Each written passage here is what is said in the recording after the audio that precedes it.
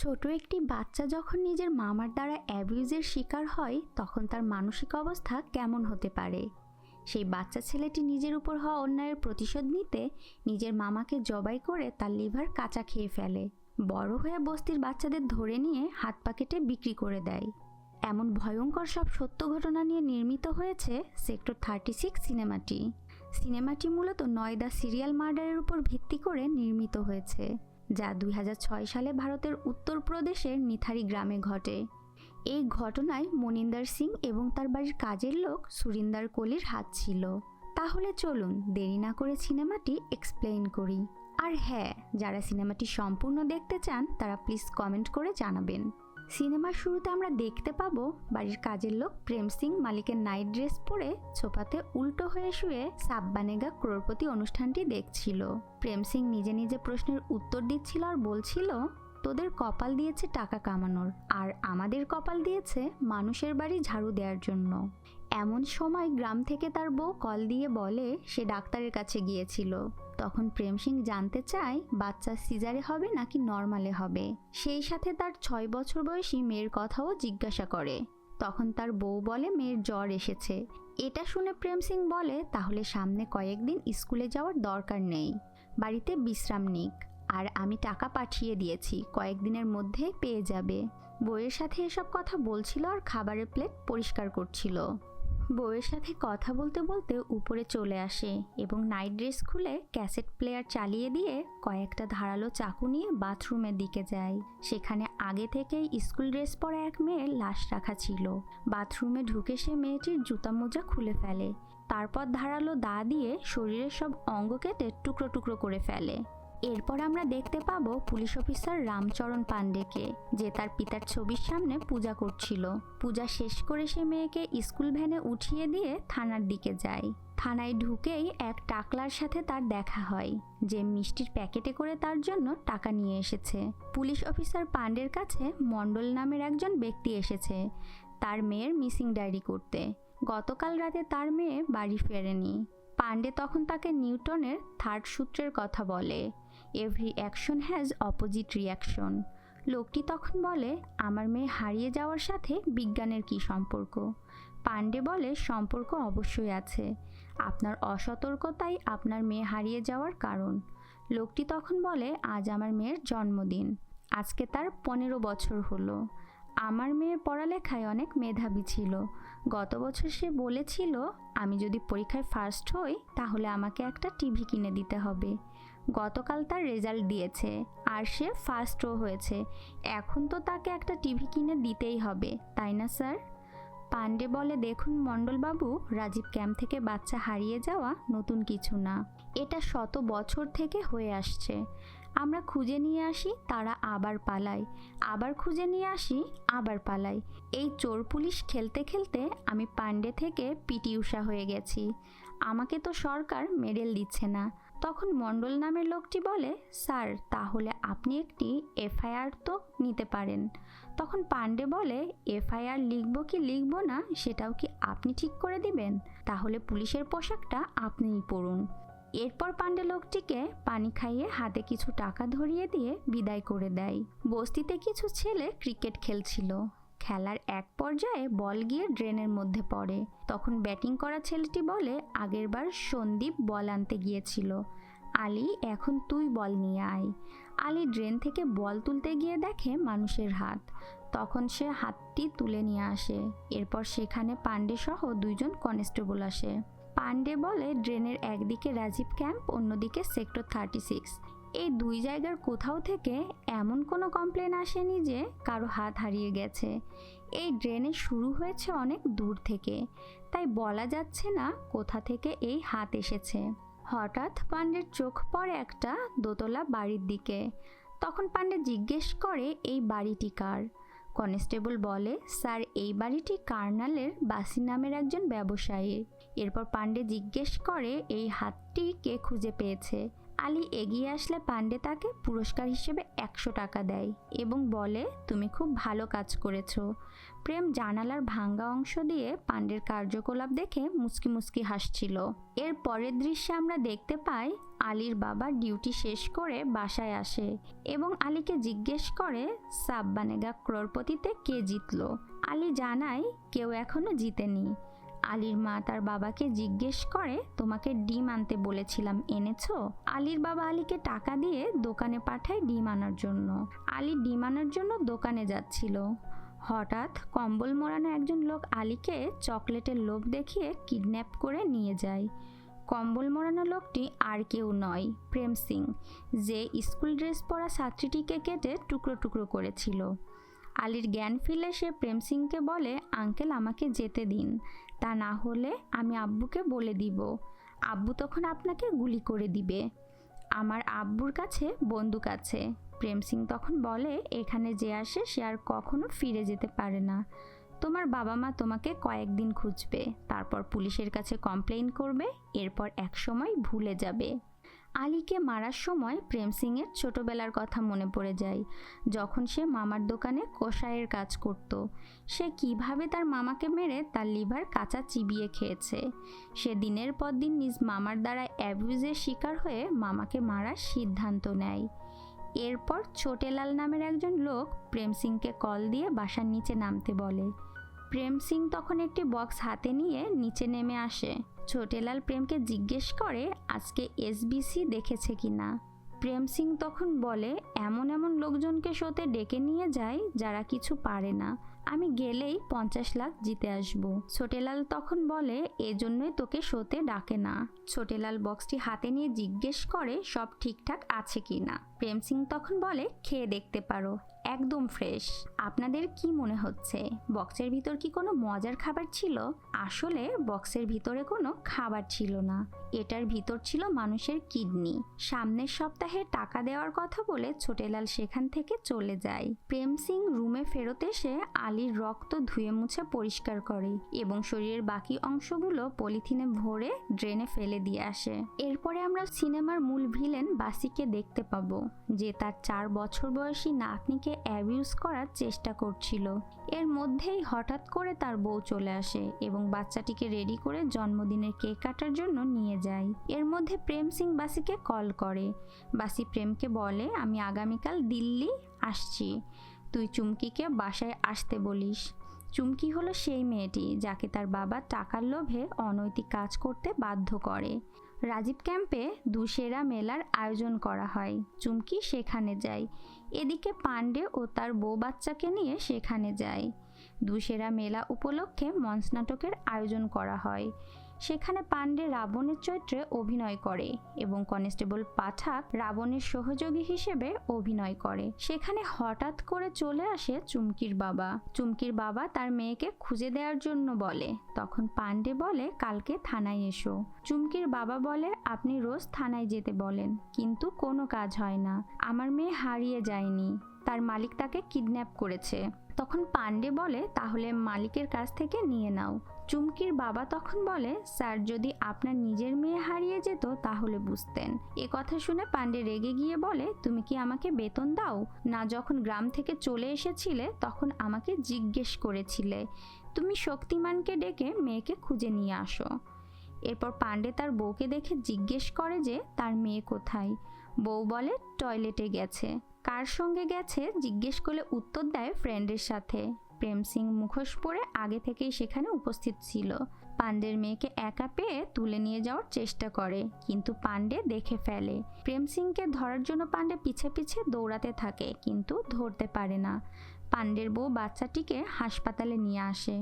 হাঁপাতে হাঁপাতে প্রেম সিং বাসায় চলে আসলে ছোটেলাল ফোন করে বলে মেয়েটি আসলে পুলিশের ছিল। প্রেম সিং তাকে বলে, আমি জানি নাকি যে পুলিশের মেয়ে না অন্য কারো মেয়ে।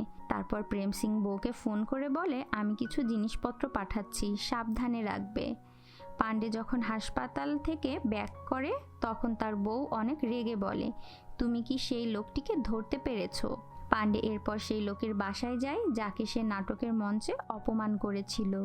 লোকটিকে বলে, আপনি কালকে থানায় আসুন, আপনার এফআইআর লিখে দিব। পরদিন সকালে চুমকির বাবা থানায় এসে এফআইআর লেখায়। অপরদিকে বাছি দিল্লি পৌঁছে সকালবেলা টিভির সামনে বসে নাস্তা করছিল আর ত্রিহান নামের একজন বিজনেসম্যানের ছেলে কিডন্যাপ হয়েছে সে নিউজ দেখছিল। এমন সময় সেখানে ইন্সপেক্টর পান্ডে আসে চুমকি নিখোঁজের তদন্ত করতে, কারণ লাস্ট টাইম রিক্সাওয়ালা বাসির বাড়ির সামনে চুমকিকে নামিয়ে দিয়ে গিয়েছিল। তারপর থেকে চুমকিকে আর খুঁজে পাওয়া যাচ্ছে না। পান্ডে বাসিকে বলে আপনার এখান থেকে চুমকি নিখোঁজ হয়ে গিয়েছে। তখন বাসি জানায় আসলে ঘটনার দিন চুমকি এখানে আসেনি, আর আমি সাধারাতে থাকি না, ব্যবসার কাজে বিভিন্ন সময় বিভিন্ন জায়গায় যেতে হয়। সাধারার ডিসিপি রাস্তগীকে চাইলে আপনি এ বিষয়ে জিজ্ঞেস করতে পারেন, সে আমার বন্ধু মানুষ, একই হোস্টেলে থাকতাম। কথা বলার এক পর্যায়ে চুমকির বাবা সেখানে চলে আসে এবং বলতে থাকে বাসি আমার মেয়েকে খুন করেছে, সে সব জানে। এ কথা শুনে বাসি রেগে গিয়ে বলতে থাকে চুপ কর হারামজাদা, নিজের মেয়েকে দিয়ে অনৈতিক কাজ করাস, মাসে 30,000 টাকা নিস। পান্ডে সব শুনে চুমকির বাবাকে জিজ্ঞেস করে বাসি এসব কি বলছে। তখন চুমকির বাবা জানায় এটা আমার ব্যাপার, আপনি চুমকিকে খুঁজে বের করুন। পান্ডে তখন চুমকির বাবার গলা চেপে ধরে বলতে থাকে চুমকিকে আমি ঠিকই খুঁজে বের করব, কিন্তু দ্বিতীয়বার যেন তোকে আমার চোখের সামনে না দেখি। এরই মধ্যে বাসি ডিসিপি রাস্তগীকে ফোন দিয়ে পান্ডের সাথে কথা বলতে দেয়। রাস্তগী তখন পান্ডেকে বলে তুমি তাড়াতাড়ি ওখান থেকে চলে আসো, তোমার কোনো ইনভেস্টিগেশন করতে হবে না। এ কথা শুনে পান্ডে যখন সেখান থেকে চলে আসতে থাকে প্রেম সিং তার পিছে পিছে আসে। গেট ধরে দাঁড়িয়ে পান্ডেকে উদ্দেশ্য করে বলে স্যার আপনি তো ইমোশনাল হয়ে গেছেন, আপনার কি কোনো মেয়ে আছে? তুই জেনে কি করবি? আরে স্যার আমার নিজের ঘরে 6 বছরের মেয়ে আছে, চিন্তা তো হয়ই, দেখছেন না পৃথিবীতে রামের চেয়ে রাবণের সংখ্যা বেশি। পান্ডে ডিসিপি রাস্তগীর সঙ্গে দেখা করার জন্য যায়। তাকে দেখে ডিসিপি বলে আরে রামচরণ পান্ডে যে, আপনার আসতে কোনো অসুবিধা হয়নি তো? আজকাল আপনার অনেক সুনাম শুনছি, তো কি মনে করে আমার এখানে? উত্তরে পান্ডে জানায় একটা সিম কার্ড ট্রেস করার জন্য এসেছি। ডিসিপি বলে সকালে বাসির ঘরে গিয়ে তোমার পেট ভরেনি, এখন আবার এসেছো সিম কার্ড ট্রেস করতে। পান্ডে বলে আমি বাসির ঘরে গিয়েছিলাম চুমকি নামের একটি মেয়ের কেসের ব্যাপারে তদন্ত করতে, যে বাসির বাড়িতে কাজ করত। ডিসিপি বলে মেয়েটি কলগাল ছিল, কলগাল হলেই কি কিডন্যাপ করা জায়েজ হয়ে যায়? তুমি কি বলতে চাচ্ছ বাসি তাকে কিডন্যাপ করেছে? স্যার নিখোঁজ হওয়ার আগে রিক্সাওয়ালা চুমকিকে বাসির বাড়ির সামনে নামিয়ে দিয়েছিল। ডিসিপি বলে ওটা মাইগ্রেন্টদের বস্তি, ওখান থেকে কেউ হারায় না, তাদের বিক্রি করে দেয়া হয়, এটা তাদের পেশা। তোমার আগে যে পুলিশ অফিসার ছিল তাকেও আমি এই কথাই বলেছি, এই মিসিং কেস ছেড়ে দিয়ে প্রোডাক্টিভ কোনো কেসে কাজ করো, তাতে ক্যারিয়ারে উন্নতি করতে পারবে। পান্ডে বলে প্রোডাক্টিভ কেস বলতে আপনি কি বোঝাচ্ছেন স্যার? ডিসিপি বলে যেমন ত্রিহান মিসিং কেস। আর পান্ডে তুমি তো এমন ছিলে না, হঠাৎ তোমার কি হয়েছে? তখন পান্ডে বলে স্যার আমার সাথে এমন কিছু ঘটে গেছে যে চুপ করে আর বসে থাকতে পারছি না। ডিসিপি রেগে গিয়ে পান্ডেকে বলে চুপ করে বসে থাকতে না পারলে গ্রেপ্তার করো তাদের, কিন্তু তুমি বাসির কাছ থেকে দূরে থাকবে, তা না হলে আমাদের নেক্সট কনভারসেশন অফিসিয়ালি হবে। এই কথা বলে ডিসিপি তাকে সাসপেন্ড করার ভয় দেখায়। পান্ডে সিম ট্রেস না করে থানায় চলে আসে। সেখানে আগে থেকে বসা ছিল সেই রিক্সা চালক, যে চুমকিকে রিক্সায় করে সব জায়গায় পৌঁছে দিত। কনস্টেবল পাঠাক এসে বলে স্যার রিক্সা চালককে ধরে নিয়ে এসেছি, কিন্তু সে এখনো কিছু বলেনি। এ কথা শুনে পান্ডে রিক্সা চালককে ছেড়ে দিতে বলে। পাঠক রিক্সা চালকের কাছ থেকে যে মোবাইল ফোনটি নিয়েছিল সেটা ফেরত দিতে গেলে পান্ডে জিজ্ঞেস করে আরে পাঠক নতুন মোবাইল কবে কিনলে? আসলে স্যার এটা আমার ফোন না, এটা রিক্সাওয়ালার ফোন।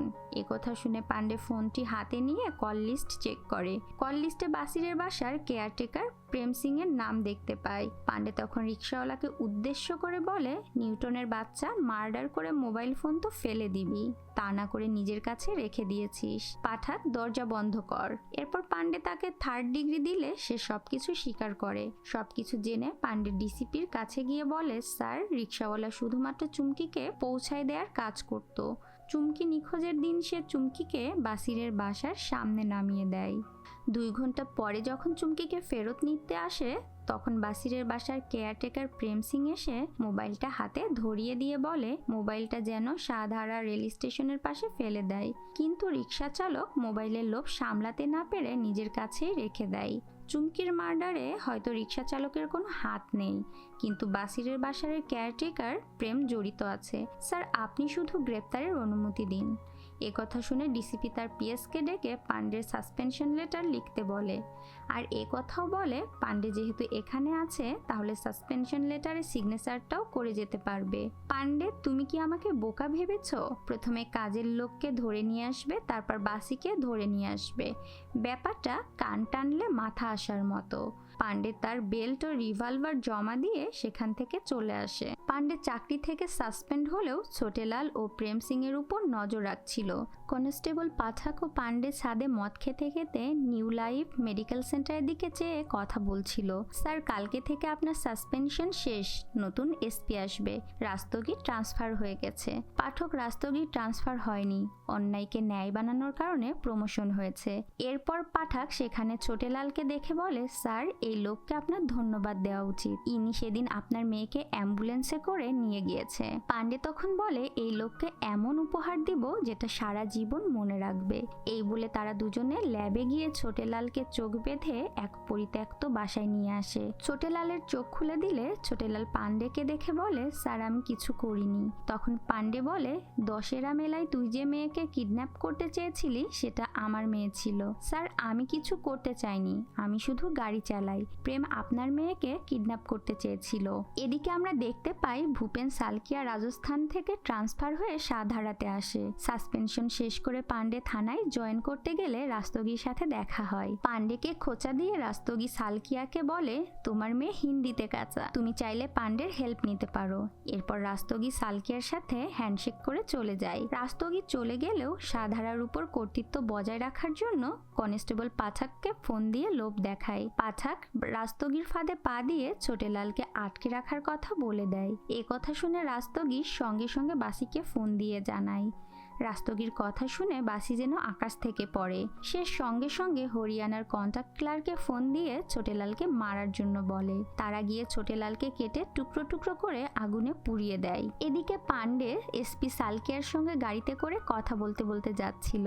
সালকিয়া পান্ডেকে জিজ্ঞেস করে, তুমি যে ইনফরমেশন দিয়েছো তা ঠিক আছে তো? পান্ডে বলে, একদম ঠিক আছে।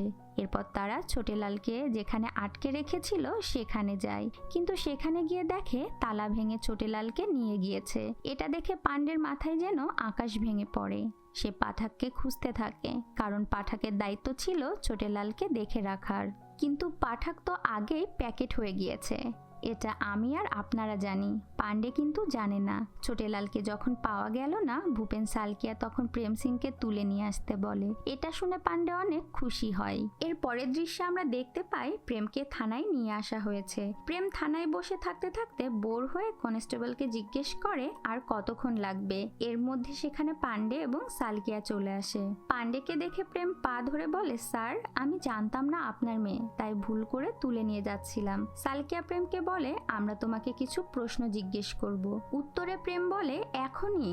আজ তো স্যার আমার হাতে এত সময় নেই, একটু পরেই সাব বানেগা ক্রোড়পতি অনুষ্ঠান শুরু হবে। স্কুল শিক্ষিকার 1 কোটি টাকা জেতার সম্ভাবনা রয়েছে। তার হাতে একটা লাইফ লাইনই আছে। শিক্ষিকা সব প্রশ্নের উত্তর জানেন, আর এদিকে আমি অশিক্ষিত মূর্খ গত রাউন্ডে বাদ পড়ে গেছি। স্যার, কাল তো শনিবার, কাল হলে ভালো হতো, তাহলে আমি সকাল সকাল চলে আসতাম আর আপনাদের জন্য রুটি পাকোড়া নিয়ে আসতাম। পান্ডে জিজ্ঞেস করে, তোমার এসবিসি কি খুব পছন্দ? অবশ্যই স্যার। কেন, আপনি পছন্দ করেন না? আপনি কোটিপতি হতে চান না স্যার? কিন্তু আমি চাই। একটা প্রশ্নের জবাব দিয়ে জিতে নাও লাখ টাকা।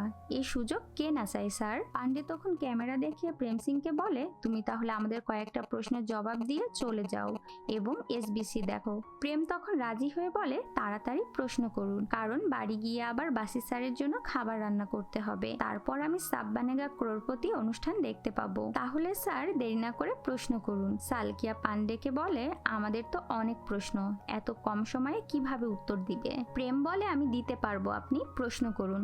সালকিয়া বলে, প্রশ্নের উত্তর দিতে না পারলে কি হবে জানো তো? প্রেম বলে, জানি, আপনার মেয়ের জামাই করে এখানে রেখে দিবেন। এরপরে শুরু হয় প্রশ্ন। পান্ডে জিজ্ঞেস করে, তুমি চুমকিকে চেনো? অবশ্যই চিনি স্যার। তাহলে চুমকি কোথায়? মরে গেছে স্যার। কিভাবে মারা গেল? আমি নিজ হাতে গলা চেপে মেরে ফেলেছি। প্রেম পান্ডেকে বলে, স্যার তাড়াতাড়ি প্রশ্ন করুন, আমার হাতে সময় নেই। কেন মেরেছো? সম্মানের জন্য। ও ভেবেছিল কাজের লোক যেভাবে ইচ্ছা কথা বলা যায়, কিন্তু স্যার দুইজন লোক কথা বললে একে অপরকে সম্মান দিয়ে কথা বলা উচিত। এই যেমন আমি আপনাকে সম্মান দিয়ে কথা বলছি। পান্ডে জিজ্ঞেস করে, 9 অক্টোবর রাতে কি হয়েছিল ডিটেলস বলো। প্রেম উত্তরে বলে, সেটাই তো বলছি স্যার, আর বলার জন্য সময় প্রয়োজন, কিন্তু আমার হাতে তো সময় নেই। ওই রাতে চুমকিকে আমি কাস্টমারের কথা বলে ফোন করি, কাস্টমার আছে তুই চলে আয়। এ কথা শুনে চুমকি চলে আসে। এরপর আমি তাকে ভালোবাসার কথা বললে সে আমাকে ইনসাল্ট করে, যেটা আমি নিতে পারিনি। স্যার ও তো জানে না আমি আমার নিজের মামার সাথে কি করেছি। কেটে টুকরা টুকরা করে কুত্তাকে খাইয়েছি, কাঁচা লিভার চিবিয়ে খেয়েছি, আর ও তো 2 পয়সার কলগাল, ওকে টুকরো টুকরো করেছি। আর আমি জানি কিছু হলে বাসিজি সব সামলে নেবে। ভালোবাসি তার মানে এই না যে কেউ বেইজ্জতি করে চলে যাবে। পান্ডে জিজ্ঞেস করে, চুমকির অর্গান কি কম্পাউন্ডার ছোটেলালের কাছে বেচে দিয়েছিস? প্রেম সিং উত্তরে জানায়, না স্যার, আমি ওকে ভালোবাসি, ওর অর্গান বেচতে যাব কেন? ওর মাংস আমি রান্না করে খেয়েছি। এটা শুনে সালকিয়া চমকে গিয়ে জিজ্ঞেস করে, রান্না করে খেয়েছো মানে? তখন বলতে থাকে, স্যার মামার শরীরের মাংস খাওয়ার পর থেকে মানুষের মাংসের প্রতি লোভ হয়ে গেছিল। মানুষের মাংসের টেস্ট অনেক বেশি। মাঝে 1 বছর আমি চেষ্টা করেছিলাম এগুলো থেকে দূরে থাকতে, কিন্তু মানুষের মাংসের টেস্ট আমি ভুলতে পারিনি। তারপর আবার শুরু করলাম। পান্ডে জিজ্ঞেস করে, এ পর্যন্ত তুই কতজনের মাংস খেয়েছিস? তখন প্রেম হিসেব করে জানায় 22 থেকে 24 জন হতে পারে। এটা শুনে পান্ডে রেগে গিয়ে জিজ্ঞেস করে, তুই এই বাচ্চাদের কেন মেরেছিস? এরা তোর কি ক্ষতি করেছিল? প্রেম বলে, স্যার এত লোকের মধ্যে 2-4 জন হারিয়ে গেলে কিছু হয় না। ভূপেন সালকিয়া প্রেমকে জিজ্ঞেস করে, এগুলোর পেছনে বাসির হাত আছে কিনা? প্রেম তখন বলে, অন্য প্রশ্ন করতে পারেন, এই প্রশ্নের উত্তর আমি দিতে পারবো না। এরপর প্রেমকে লোকাপে রাখা হয়। সেখান থেকে সে চিল্লাতে থাকে, স্যার আর 5 মিনিট বাকি আছে অনুষ্ঠান শুরু হবার, আমাকে যেতে দিন। সাইকো কিলার এটা বুঝে উঠতে পারে না যে সে আর বাইরে যেতে পারবে না। এরপর প্রেমকে ময়লার ভাগাড়ে নিয়ে যাওয়া হয়, যেখানে সে চুমকিকে পুঁতে রেখেছিল। সেখান থেকে চুমকির মাথার খুলি ও ব্যাগ পাওয়া যায় এবং ড্রেন থেকে পলিথিনে মরানো অনেক হাড়গোড় পাওয়া যায়। সেখানে জড়ো হওয়া উত্তেজিত জনতা প্রেমকে মারতে যায়। এরপর পুলিশ বাসির বাড়ি থেকে লাশ কাটার চাকু, হাতুড়ি এসব উদ্ধার করে। পুলিশ বাসিকে গ্রেফতার করে। উত্তেজিত জনতা বাসির বাড়িঘর ভাঙচুর করে। হোম মিনিস্টারের ছেলে পুলিশ কমিশনারকে ফোন দিয়ে বলে, সব দোষ বাড়ির কাজের লোকের, বাসির কোনো দোষ নেই। এরপর পুলিশ কমিশনার প্রেস কনফারেন্সে পান্ডেকে সাসপেন্ড করে। ভূপেন শোলাকিয়াকে প্রমোশন দেয়, সে এসপি থেকে ডিসিপি হয়। এরপর এই কেসের ইনভেস্টিগেশনের দায়িত্ব পায় সেই রাস্তগি, যে অন্যায়কে ন্যায় বানিয়ে ডিসিপি থেকে আইবিআই প্রধান হয়েছিল। পান্ডে টিভিতে রাস্তগির ইন্টারভিউ দেখে সালকিয়াকে ফোন করে, প্রেম সিং এর সাথে দেখা করতে চায়। এরপর পান্ডে আর প্রেম সিং এর দেখা হয়। পান্ডে জিজ্ঞেস করে, ছেলের নাম কি রেখেছো? ছেলের নাম দীপ রেখেছি স্যার। বাড়িতে কথা হয় ঠিক মতো? না স্যার, গত মাসে গ্রামে ঝড় হয়েছে, কোনো নেটওয়ার্কই কাজ করছে না, একটা মাত্র এসটিডি বুথ, সেখানেও কল যায় না। পান্ডে জিজ্ঞেস করে, আচ্ছা প্রেম, অর্গান বিক্রির টাকা কিভাবে গ্রামে পাঠাতে? সিস্টেম আছে স্যার। কেমন সিস্টেম? এই ধরুন স্যার, কুরিয়ার সার্ভিসের মাধ্যমে। পান্ডে বলে, আমরা তো পারি না। তখন প্রেম বলে, তাহলে স্যার আপনাকে সোটেলালের সাথে পরিচয় করিয়ে দিতে হবে। সোটেলালের কুরিয়ার সার্ভিস পৃথিবীর বেস্ট কুরিয়ার সার্ভিস। পান্ডে বলে, কম্পাউন্ডার সোটেলাল? হ্যাঁ স্যার। তখন পান্ডে বলে, ওই ছোটেলাল যাকে প্রথমে আমি তুলে নিয়ে গিয়েছিলাম, পরে অন্য কেউ তুলে নিয়ে গেছে। তোমার টাকা তোমার বউয়ের কাছে পৌঁছায়নি, তুমি চাইলে ফোন দিয়ে জিজ্ঞেস করতে পারো। স্যার আপনাকে তো আগেই বলেছি গ্রামে টাওয়ার কাজ করছে না। স্যার আমাকে যেতে দিন, আমি বাড়ি যেতে চাই। এ কথা শুনে পান্ডে বলে, এখান থেকে কেউ তোমাকে যেতে দিবে না। প্রেম সিং বলে, বাসিজি বের করে নিয়ে যাবে। পান্ডে তখন বলে, বাসিজি তোমার উপর সব দোষ চাপিয়ে দিয়েছে। সে বলেছে আমি ব্যবসার কাজে বাইরে থাকি, এই সুযোগে কাজের লোক এসব করেছে, আমি এসবের কিছুই জানি না। এরপর পান্ডে প্রেমকে বলে, তোমার গ্রামের মানুষ এসব দেখে তোমাকে থুথু দিচ্ছে, আমি জানি বাসি এসবের সাথে যুক্ত আছে, তুমি আমাকে হেল্প করলে আমি তোমাকে এখান থেকে বের করতে পারি। এ কথা শুনে প্রেম বাসিরের কিছু গোপন তথ্য পান্ডেকে দেয়। সেদিন রাতেই পান্ডে পাঠাককে দিয়ে ল্যাপটপ চার্জার নিয়ে আসে। পাঠাক পাণ্ডেকে বলে, স্যার আপনি আবার কেন এগুলোর মধ্যে পড়ছেন, সাবধানে থাকবেন। এরপর পাণ্ডে প্রেম সিং এর গ্রামে গিয়ে তার বউয়ের সঙ্গে দেখা করে এবং সেই ডিস্কের কথা জিজ্ঞেস করে যা প্রেম তার বউকে কুরিয়ার করে পাঠিয়েছিল। প্রেম সিং এর বউ ডিস্ক নিয়ে এসে দিলে সে শহরের দিকে রওনা দেয়, কিন্তু কোনো গাড়ি পাচ্ছিল না। হঠাৎ একটি প্রাইভেট কার দেখে হেল্প চায়। গাড়িতে বসে থাকা লোকগুলো ছিল তারাই যারা ছোটেলালকে ধরে নিয়ে এসে কেটে আগুনে পুড়িয়ে দিয়েছিল। গাড়িতে উঠার পরে কথাবার্তার এক পর্যায়ে গাড়ির ড্রাইভার জিজ্ঞেস করে, আপনি কি কাজ করেন? পাণ্ডে তখন জানায়, এই এদিক সেদিক ঘোরাঘুরি করি। পাণ্ডে জিজ্ঞেস করে, আপনারা কোথায় যাচ্ছেন? ড্রাইভার জানায়, 2 ঘন্টা ধরে একজনকে খুঁজছি কিন্তু খুঁজেই পাচ্ছি না। পাণ্ডে বলে, আমাকে বলুন যদি কোনো হেল্প করতে পারি। তখন পিছন থেকে সেই রাজবীর ছবি দেখিয়ে বলে, এনাকে খুঁজছি। পাণ্ডে ছবিটি খুলে দেখে সেটা তার নিজের ছবি। এর মধ্যে রাজবীর পিছন থেকে চাকু দিয়ে পাণ্ডের বুকে অনেকগুলো আঘাত করে। পাণ্ডের কাছে থাকা ল্যাপটপ ও সিডি ডিস্ক ভেঙে ফেলে। এর পরের দৃশ্যে পাঠাক ও বিষ্ণয়কে দেখা যায়। পাঠাক প্রমোশন পেয়ে পাণ্ডের জায়গায় চলে গিয়েছে এবং পুলিশের মিসিং বোর্ডে পাণ্ডের ছবি ঝুলছে। কোনো এক সকালে বিষ্ণয় পেপার খুলে দেখতে পায় পাণ্ডে হত্যা মামলার আসামি ধরা পড়েছে। বিষ্ণয় এটা দেখে অনেক খুশি হয়। হঠাৎ কেউ তার দরজায় নক করে। দরজা খুলে সে দেখতে পায় দরজার সামনে একটা প্যাকেট পড়ে আছে। প্যাকেট হাতে নিয়ে দেখে প্যাকেটের ভিতরে একটা ডিস্ক। এটা সেই ডিস্ক যার জন্য পাণ্ডে খুন হয়। বিষ্ণয় বুঝে উঠতে পারে না এটা কে পাঠিয়েছে। আসলে মুভিটি এমনই সাসপেন্সে ভরপুর যে বিষ্ণয়কে কে ডিস্ক পাঠিয়েছিল সেটা দেখা যায় না। তবে এটা অনুমান করা যায় যে ডিসিপি ভূপেন শোলাকিয়াই পাঠিয়েছিল, যে পাণ্ডের কাঁধে বন্দুক রেখে প্রমোশন পেয়েছিল। পাণ্ডে যে প্রেম সিং এর গ্রামে গিয়েছিল তার বউয়ের সঙ্গে দেখা করতে, এই খবর পাঠাক ছাড়া আর কেউ জানতো না। পাঠাক রাস্তগীকে এই খবর দিলে পাণ্ডে রাজবীর হাতে খুন হয়, যার বিনিময়ে পাঠাক পাণ্ডের জায়গা পায়। কিন্তু বাসি যে আসল অপরাধী এটা ভূপেন সালকিয়া ভুলতে পারছিল না। তাই সে চাচ্ছিল অন্য কারো মাধ্যমে হলেও যেন বাসির বিচার হয়। তাই সে বিষ্ণয়কে ডিস্কটি পাঠিয়েছিল।